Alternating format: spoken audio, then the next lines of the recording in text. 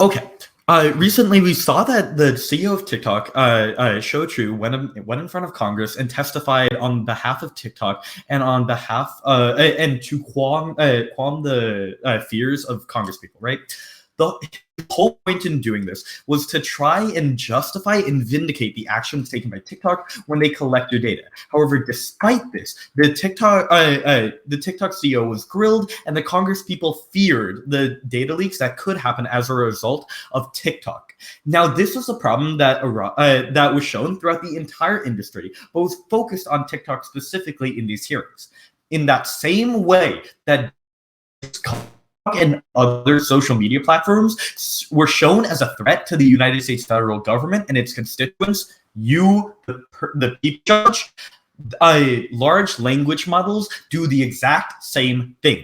Large language models threaten you and your privacy and security as an individual judge, and you should be worried. And the first step in order to help and solve this is to ban them in federal government jobs and positions. Hello, Honorable Judge. My name is Amarath Mohapatra, and I'm going to be the PM. Okay, now then, I'm going to give you a quick roadmap for how the rest of my speech is going to be laid out. Firstly, I'm going to be stating some observations that are key to know in this debate, and then I'm going to move on to stating our framework, some definitions, and finally our contentions, which are in this order. Number one, large language models pose a significant threat to security for the USFG. And number two, the use of large language models can result in biased and discriminatory outcomes. Okay, now then, let's talk about those observations. Number one, it's worth noting that this is only large language models, so you shouldn't consider things like AI as a whole. Number two, it's also worth noting that this is only going to be federal government employees. Now, let's talk about some definitions for this debate. We're just defining ban as like abolish and completely eliminate the use of this in any capacity for federal government employees. And we're defining an LLM as a type of AI that can mimic human intelligence and uses large databases that are either curated or uncurated, which can lead to biased data in either world. Okay, now then, let's talk about the framework for this debate. We're basically just going to be talking about the intended people, the USFG and its constituents, the people. And we're just, the framework is beneficial for the USFG and the people. Now then, let's talk about our contentions, which I'll talk about my first contention. Large language models pose a significant threat to the United States federal government and its citizens. So, just as I spoke about at the story in the very beginning of my speech, I'd like to introduce this idea that that these LLMs are not secure. The fact of the matter, Judge, is that in the same way that Facebook may steal your data and they may sell it off to either foreign countries or sell it off to other companies if they're marketing data and other whatever reasons Facebook wants, like your house address or something. Large language models pose these very same threats. The fact of the matter is that large language models are trained on a preconceived data set and are then used in a narrative generative design framework so that they will take data from users, incorporate it into their data set, and move forward using that. So if you type for example, to ChatGPT, a LLM, for example, you could say, "Hey, my name is Arena, and I like sushi," for example, right? Then if you say that, the GPT can take your data, they will store it in their databases, and should that data leak, your personal information will be released. I don't care why or how. I absolutely do not want the fact that I'm cheating on my homework assignments out in the public. That is terrible, Judge. Now, the true impact of this, and the way that ties into our first contention, is the idea that for federal government employees especially, when we have all of these classified and very much federal documents leaked to the public domain and leaked for any person to see, we are risking national security. And furthermore, when government employees on the lower levels, such as teachers or chemists or whatever, have this data leaked, we are threatening leaking national secrets, such as, for example, a COVID vaccine, which could have been leaked by an LLM. Okay, now then, let's talk about our second contention. The use of large language models can... yeah, sure, go ahead. How would an LLM leak a COVID vaccine? exactly? So I gave that example because in I believe in 2021, November 2021, an LLM was used to process data related to a COVID vaccine being developed by Johnson & Johnson. This COVID vaccine that was being interpreted by an LLM was then had its data leaked, which was then putting secrets of Johnson & Johnson in the public. That's an example of a private sector company being affected by an LLM leak. But should this happen for the United States federal government, we are risking national secrets being released. Okay, now then, I'm going to be talking about my second contention, which is the use of large language models can result in biased and discriminatory outcomes. So, in every single day, Judge, we have preconceived bias going in. For example, you would probably buy a more expensive keyboard rather than a cheaper keyboard like that one over there. The fact of the matter is that we think that more expensive things are worth more and are higher value. In that same way, large language models, which are biased and do have biased data present within them, for example, things like giving a disproportionate SAT score to someone named John instead of that's just an example of names being biased within LLMs.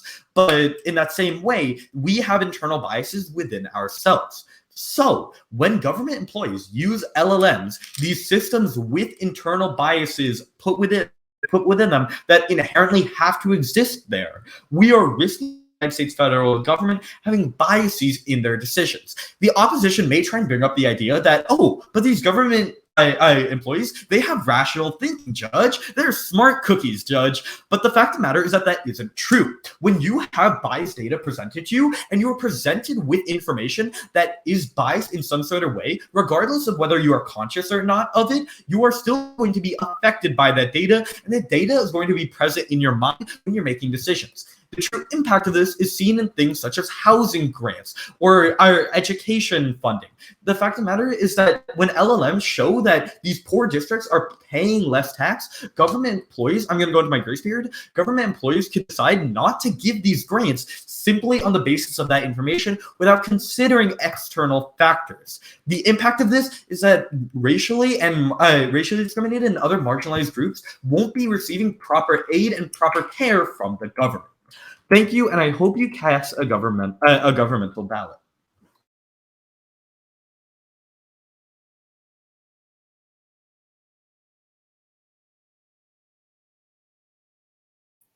Okay, awesome. My name is Amber Saffer. I use she, her pronouns. I'm going to start with presenting a counter plan and then our own one contention, and then I'm going to move over to responding to the government's two contentions. And my time will start now. We strongly negate the resolution that the USFG should ban the use of large language models by United States federal government employees conducting USFG work.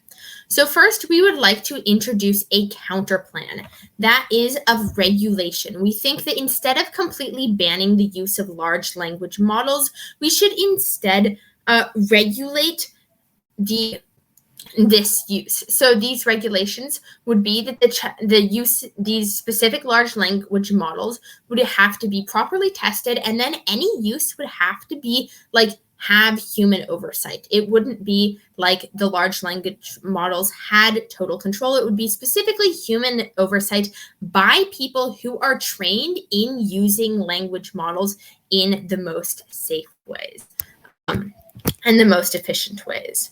So our first contention and only contention is that of increasing the efficiency of U.S. federal employees.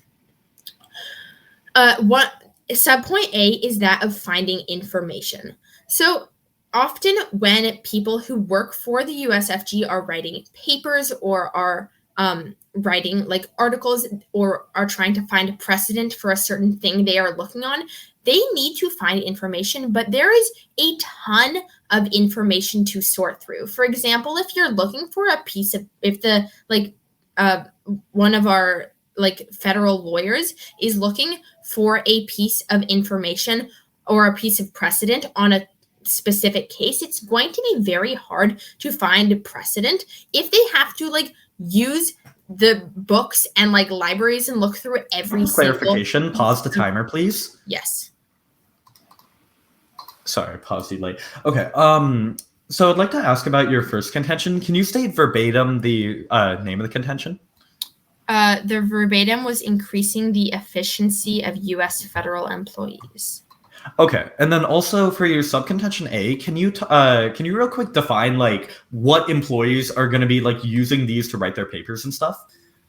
I was getting to that, but it's basically, I mean, it can be anyone. It can be like someone who works at the FTC, who is trying to find information for a case they're on. It could be someone who's publishing like a newsletter.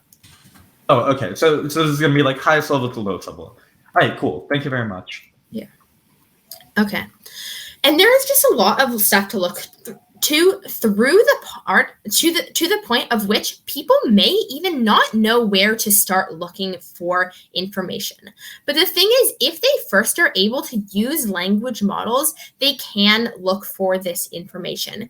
Even if they would still have to be using other sources, but if they first get the name of a couple pieces of precedent from a language model that might be useful, then they can go and research those using non-language models much more in depth and get to the information much quicker.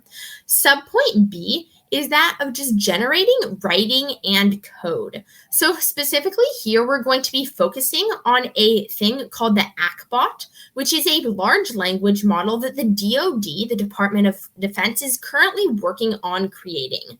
So they are working on creating contracts. The DoD creates a lot of contracts with like private companies that they have contracted in to somehow work with them. And this contract writing takes a lot of time. The specific goal of the ACBot is to be able to essentially make a jumping off like point for writers. So instead of writing a contract from scratch, you can have an already partially written contract that you then only have to look over and edit to make sure it fits the specificities of what you need in that contract. This can also be done for other forms of writing that simply are much quicker if you can already have a jumping off point for the piece of writing you are creating. POI?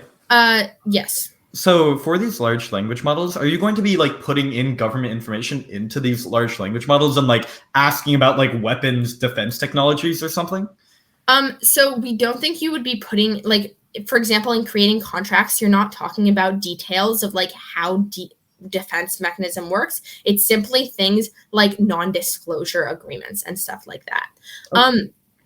Moving on, subpoint C is this means that people will be able to use their time more efficiently. It's no secret that pretty much everyone who works for the federal government is entirely overworked. They have a lot to do, and because of this, many of the departments within the federal government move very, very slowly. Just an example, like people right now are being taken off of Medicare as the like COVID-19 prevention is stopping, and it's estimated to take like 5 to 10 years to check everyone because there just isn't enough workers and people have so much work to do. So they can just use their time more efficiently to do the things that uniquely humans can do to help United States citizens the most. So the impacts here is that there is going to be more change created within the US, and there is going to be a happier lives for all of our citizens. Our government will be able to work more efficiently to create change, to create legislation, to create speeches, and anything else they need to be able to help their citizens. And this will create this will just increase the quality of life for citizens of the US. Moving over to the government's case, their first contention is about security threats. So 2 responses here. First, we tell you that not all large language models are like privately owned. We tell you about this thing like the DoD. The DoD's ACBot wouldn't be able to do a security leak because it's literally controlled, run, and owned by the DoD. So these types of language models simply don't have that risk any more than any other form of like online government thing. And then the second response here is that the only data that can be stolen from the chat box is what you put into the chat box. So if government employees are trained as per our regulations, they will know not to put things like their security number, like highly confidential information into the chat box, and thus no major secrets will be stolen, right? These chat boxes will only be used for things that aren't highly confidential because of our regulations. So this is solved by our counter plan. Moving down to the government's second contention of bias and discriminations. They say that basically the chat boxes are discriminatory. But we tell you, we have two responses here. Again, one is that AI work is going to be checked by humans, right? So we already clarified as per our regulations that it wouldn't be allowed for chat boxes to be used exclusively to get information. It wouldn't be like they would be able to write an entire law, which means that humans will still have input, be able to make sure that all of the things that the chatbot is doing is equitable. And then the second, all biases, everything that is done by any person is at some level impacted by their implicit biases. So just because a language model might also have implicit biases, this doesn't inherently make this problem any worse. In fact, it possibly makes it better because chat boxes probably don't have the same degree of implicit biases as humans, simply because they aren't humans. They haven't had like experiences that would create implicit biases. So for all of these reasons, we strongly urge an opposition vote. Thank you.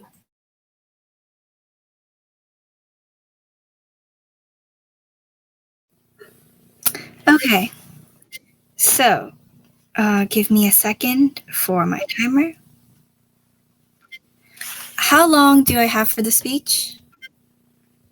8 minutes. There's no grace period. Okay. Okay, then my time starts on my first word. Okay, so Judge, imagine this, a world where you have a son or a daughter or a child that is going to school, right? And then this child, let's give them a name, Ben. Benjamin is a very good student at school. He gets straight A's. He goes to clubs. He also does sports. He's doing everything he can to get into a good college. And then along comes 2023, bringing ChatGPT. So what does ChatGPT do? Essentially, it helps kids do their homework. If you tell them to write an essay on maybe like a psychology topic, then that's what ChatGPT is going to give back. Essentially, Ben is this very good kid. However, since he's in high school, he feels the stress, he feels the pressure, and his friends are telling him, maybe try out ChatGPT, and then he does.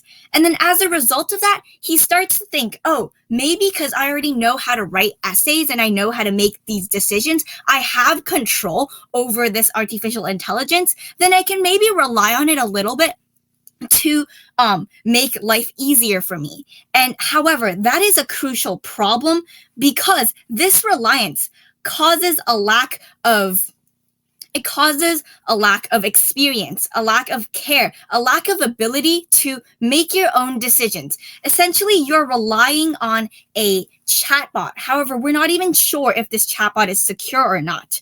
And as a result of that, on his AP exam, which is coming up very soon in like a month in May, he gets a 3 because he thinks he knows how to do this. He thinks he knows the process. However, because of a lack of practice, he still ends up not doing as well as he hopes.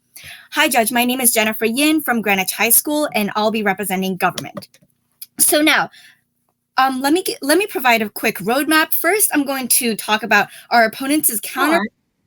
I'll take it later. Second, I'm going to talk about their contention, their one contention, and then finally I'm going to talk about one clash point and then our contentions to end. So first, our opponents propose a counter plan to regulate the use of these the use of these LLMs. However, they say that it's going to be properly tested, but but my response is, how are we sure that this is going to be properly tested?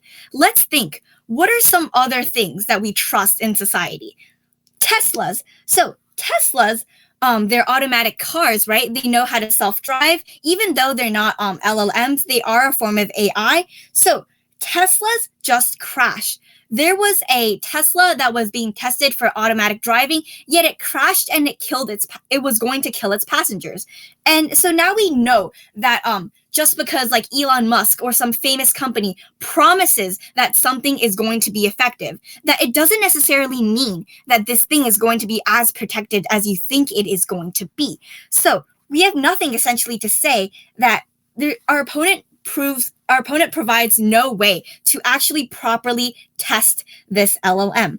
And furthermore, they say that they're going to have human oversight, and it's going to be trained individuals that are going to make sure there's no such thing as biases and no such thing as problems. However, I have 5 responses to that. First is, how are you going to get the money to essentially hire this huge group of workers to just specifically donate times of their lives times working in the federal government when they could be doing when they could be processing secret documents and creating more interaction with other nations? They're instead cooped up in their room trying to oversee some federal document that is being processed through an artificial intelligence that someone else wanted to put in just for their own convenience. It's very hard for us to have enough money to do that. And also, how are these people going to be willing to do this job? And also, my third point is, how are you going to get the amount of humans to actually do this job? Are you going to create a new subsector? Our opponent has a lot of flaws in their counterplan. And furthermore, what is the time frame for this? How is this going to be accomplished? In our future, everything is essentially going to be automated. Technology is growing. There's Slides GPT, there's Copy GPT, there's Chat GPT. How are we going to ensure that all of these LLMs are going to be properly checked over? If we necessarily need to do this, then we're going to have to employ at least half of the population in the world to check these technologies, which is essentially impossible. And then they also talk in their first contention that their main point is they want to increase the efficiency and they want to make lives easier for these federal employees. Yes. Sorry. Was that all 5 responses? And if so, could you just briefly say the taglines? Because I only. Okay. Yes. So those were all the 5 responses. And my first tagline is money. Second is motivation. Third is manpower. Fourth is timeline. And fifth is, how are you going to find these people? Okay, thank you. Yep. Okay, I'll resume my time in the count of 3, 2, 1.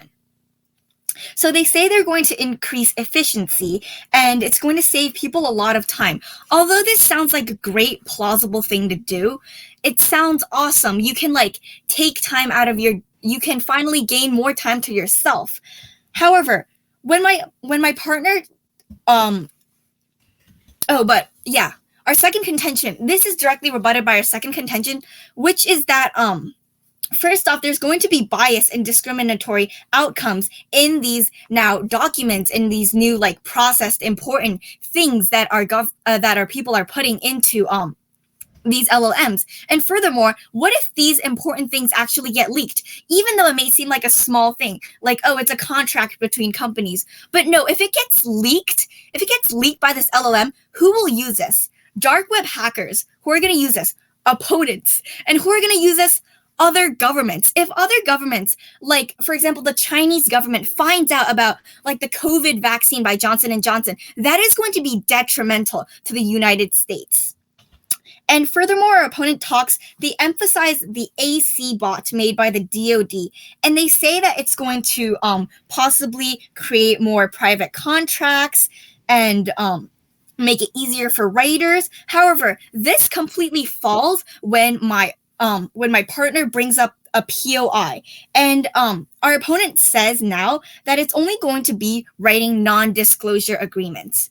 However, Judge, do you know what a non-disclosure agreement is? I assume you do. So as a result of that, non-disclosure agreements are very easy to write. So our opponent essentially fails to justify why the AC bot is needed, because they just provide an example of something that easily humans can do. And it's something that doesn't take that much time, doesn't take that much effort, which renders the AC bot from the DoD useless. And now I'm going to talk about a big clash point in today's debate. Our opponent really emphasizes how that these LLMs, these chatbots, these artificial intelligence forms that are meant to help the federal government are going to be checked by humans. But there are two problems with this.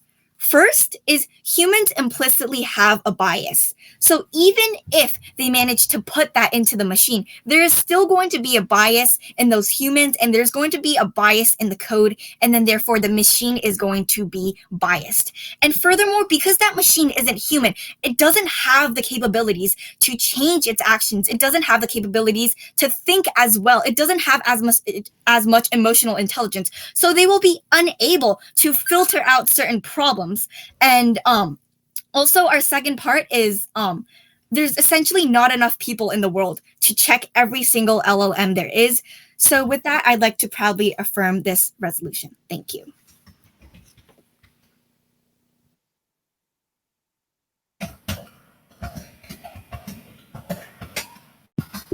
Okie dokie. Hello, judge and opponents.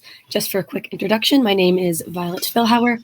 My pronouns are she, her, and I'm the second speaker from Berkeley High on-site opposition. Just for a quick sound check, can everybody hear me well? Perfect. Okay. In this 8-minute speech, I'll be starting on op case with the counterplan and subsequent responses, then down the flow, and then over to government side. Okay. Get my timer up. So let's start with the government's first response to our counterplan, in that, we can't really be sure that these things are tested. First response is that we already have a clear testing plan for large language models, as we have already seen in the status quo. And that testing plan is basically coders try to exploit large language models to see if they can get them to do bad things. And then if that happens, they correct the code. We already see this happening, and this form of testing happening with large language models. This is the form of testing that can be used by government workers to just, do a secondary check as well. So we see that, number one, there is a way to test these models. Second thing they say here is that just because something is tested doesn't make it safe. And they give this example of Teslas, how we test them, but they aren't safe. We have two responses to this. The first is that every single service on the internet, and frankly, every single service ever, has a risk, right? We tell you that specifically on the internet, even sending something like an email, that has a risk of data getting leaked, but that doesn't make email unsafe. And so that brings us to our second response, which is that just because something has a risk of something bad happening doesn't make something inherently unsafe. Sure, every time you step into your car, there is a risk that something bad happens, but that doesn't make a car inherently unsafe. Safety is all about how you use it. And again, per our counterplan, we are training employees, teaching them how to use these language models safely, not put in things like their social security number or, other high access content. And so we are going to be using these models safely and can counteract the marginal risks that large language learning models, like any other product, can create. POI. So that brings us to protected time. That brings us to the third point here, which is that the USFG doesn't have the money to get new worker technicians. On this point, let me just also make a couple clarifications about our counterplan. Clarification one is that in training, what we mean here is that in general, there will be a online training about how to use large language learning models. I'm sure all of us have, if we've had a job, has done some sort of training. One moment, please. And so this would just be another training that workers would do to learn how to use ChatGPT safely. And so the second response is that the USFG has a lot of money, and they're going to be able to make a training online and send it out to workers. That's not going to take $1 trillion. It's not even probably going to take $1 million. We have the money for it. Sure, I'll take your POI. So how many people do you suggest will be, on average, employed and sent these online links to become these AI checkers? AI checkers is not a necessary position. Every single worker will be checking their own AI research. For example, if you are a federal lawyer and you are using it to do a little bit of like research on precedent, as my partner Amber gives as an example, you will, check that precedent to make sure it's true. That way, you know that ChatGPT isn't accidentally feeding you incorrect information. So every individual worker will be a checker. And then secondly, they also say here, like motivation, you won't get people to doing it at the time. Again, we are having current workers doing the checking of their own work. We are not having exclusive workers to do that checking. We are instead having individual workers go over the information that ChatGPT gives them and confirming that and making sure that it all checks out. And then so cross-reference that to their third thing here, which is about like having enough humans to do it. It's not many humans, it's current workers. Then fourthly, they talk about time frame, how we don't have time frame. Our time frame is putting in these regulations as soon as possible. So that's our time frame. And then fifthly, they again say like we won't find the people to do it. We say, one, the training is going out to current USFG employees. They are already employed, so we don't have to find new workers. And it's not going to be incredibly hard to find like 5 people to make a training and to find like maybe 100 people to test an AI in the government to make sure it's safe. That's not incredibly hard to do. It is possible. The USFG has the time, resources, and honestly, the motivation to test these models and to make this training. No, thank you. Now, going on to our main contention about efficiency. So the first thing they say here is that there will be bias and discriminatory outcomes. We have basically already responded to this point, but let's go over that again. We tell you that 1, extreme biases made by ChatGPT on accident, for example, are solved by our counterplan because workers are going to be checking that. So if you're like reading through something that ChatGPT tells you and you see an extreme bias, you will be able to correct that because you don't want to be an extremely biased person, right? We tell you that extreme biases are fixed because the work is fact-checked. And then the second thing here is that minuscule biases, just like internal biases, are completely unavoidable, right? They tell you themselves that humans just have implicit biases, and this is completely true. And we tell you that large language learning models aren't making those implicit biases worse, so it doesn't really have an impact on that, and these biases aren't going to be fixed by taking ChatGPT away. Second thing they say here is that, oh, what if this like information gets leaked to the dark web? We tell you that 1, no data leak has happened from services such as ChatGPT because the place that data goes is that it just goes to the AI creators so that they can improve their product. It doesn't go out into this public service file. It just goes to the companies that run these services. So we have just seen that number 1, a leak isn't that likely. But second response here, we tell you again through our warranting that there's not going to be top secret data put into ChatGPT about like surveillance of other countries or something like that. That isn't going to be something put into ChatGPT because workers will be taught not to do that by these trainings. So we just tell you that if there is a leak, it's not going to be extremely detrimental for the USFG. On our point about the Department of Defense ACBOT, they basically say here that like writing non-disclosure agreements are easy, so this doesn't increase efficiency. But Judge, we tell you that anything that makes the process faster increases efficiency, even if a task is quote unquote easy. And obviously I don't write non-disclosure agreements. I don't know if those things are easy. Maybe they are, maybe they aren't. But regardless of how easy it is, it still takes time. And so being able to increase the efficiency of even just one process, such as a non-disclosure agreement, can still increase the efficiency of a United States federal government worker and can overall increase the efficiency of the government, which is a very good thing because it allows the government to get more things done. And then also, secondly, we just tell you that this ACBOT does not only write NDA. They basically, the point of our response to that POI was that they won't like copy and paste highly classified documents. So just to clarify that. And then third, again, they tell you here that like there's not enough people to check every large language learning model. We tell you 1, workers are checking their own work basically to make sure that it's not inherently false because workers know how to do their job. And so they're going to be able to check ChatGPT. And just secondly, we have people to do jobs. It's okay. And so overall, we just see that efficiency is still net increasing. There is no response to the overall point that chat services, large language model services, make things more efficient because they give you a jumping off point to start your work much faster. Instead of having to sift through thousands of records or instead of having to translate a document by hand, right? We tell you that large language learning models make things faster, make things more efficient, and this inherent response goes unrefuted. So flow through our benefit of more efficiency for the federal government. Going over to the government case. So on their first contention about how like they say large language models are not secure, there's no responses to either of the 2 responses we say here. So let's just go over those once again. We tell you that number 1, there are like government controlled AI chatbots where that the information is extremely secure. We give you the example of ACBot. And then secondly, again, via trainings, we're going to be able to show workers not to put an entire like classified case file into ChatGPT. Workers will know not to do that by their own intuition and by these trainings. So there will not be highly classified data going out into servers that could possibly get leaked. And again, we tell you no leak has happened so far. And then on their second contention about bias and discriminatory work, again, both of our responses here go unrefuted and they flow through. Judge, do not let our opponents make new responses in their final speech, as that is unallowed. So once again, our two responses that completely refute their bias and discrimination point is that number one, we tell you that because AI work is checked by humans, we get rid of extreme bias that could be accidentally introduced via the coding. And secondly, minuscule biases and implicit biases are completely natural and unavoidable. And using a large language learning model doesn't make those implicit biases worse. So there's no reason not to use them because they're not making us more biased. They're simply just existing, giving us information and helping make us more efficient. And so because large language learning models, we can avoid the risk and can instead use them to increase efficiency, we should not ban the use of them for United States federal government workers. For all these reasons, we give a strong vote for the opposition. Thank you.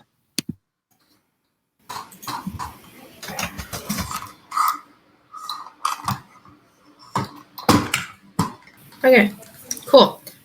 My speech is 4 minutes. Judge, this round really just comes down to one major voting issue, which is that of improving the quality of life for U.S. citizens. So here, I'm just going to be going over the major points in this round and comparing them and analyzing them.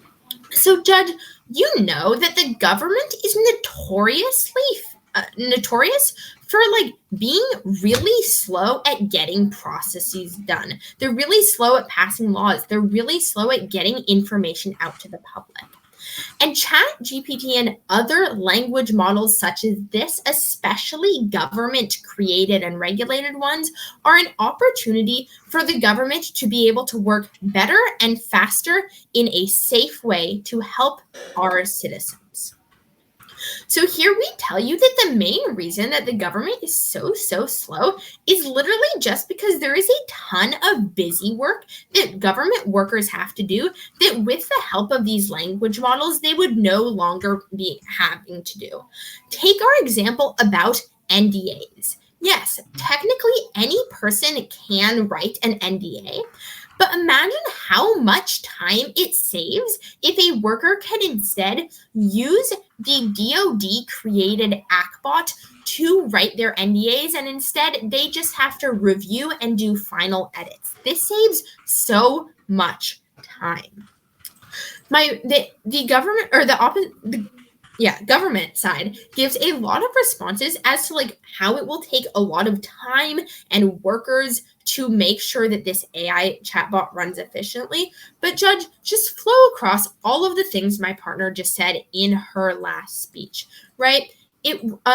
The training for using a chatbot is pretty easy, and everyone is going to be checking their own work, as well as the fact that all of our regulations make sure that only highly tested language models will be used, so we won't even be using ones that have concerns of major leaks. Okay. So here it basically is just conceded by the government that there will be more efficiency when they are able to use these language models for time-consuming tasks that they really don't need to be doing. And this means that we are going to see an increase in government productivity. What does this mean? Judge, you are going to see the government be able to send out reports more. They are going to be able to pass more laws. They are going to be able to use this extra time to do things like connect with their citizens, go to informational sessions with people, attend more training sessions and other seminars so that they can literally just be better at their job to help the United States citizens. Now I'm going to go over the 2 points that the government side brings up and show you why they cannot win on these points. First is that about leaks. So here I bring up this point about specifically ACBot, which is a government-controlled like government controlled and made specific language model, which means that because it's not privately owned, it's not going to be leaking, right? It has literally no incentive, and they probably have specifically built it in a way so that it's not gathering data. So this means that specifically all of their points about leaks just don't happen because they don't respond to our point about government created language models, and they don't respond to our point about training. And then their second point here is about bias. Why do they not win this point? Because they fail to respond to our point that humans are just as biased as chatbots. They actually affirm it in their second speech. And for this reason, you have no reason to believe that chatbots are going to make bias any worse. So for all of these reasons, to approve the efficacy of the government and to help the United States people, I strongly urge an opt vote. Thank you.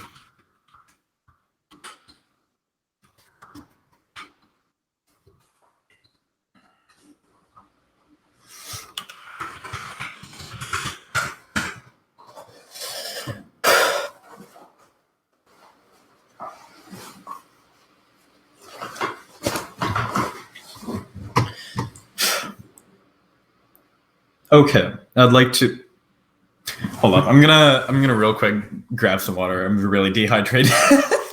Sorry. Me too, actually. Me 3.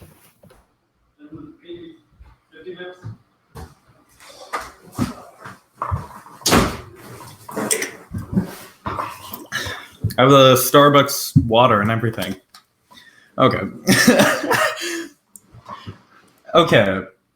With that said, I'd like to thank the opposition for a fantastic speech, and if everyone is ready, I'll close out this debate. Okay. I'll begin my time in 3, 2, 1, begin. Judge, did you get a 100 on your last math test in college? I'm sure you checked your work, so you definitely got a 100.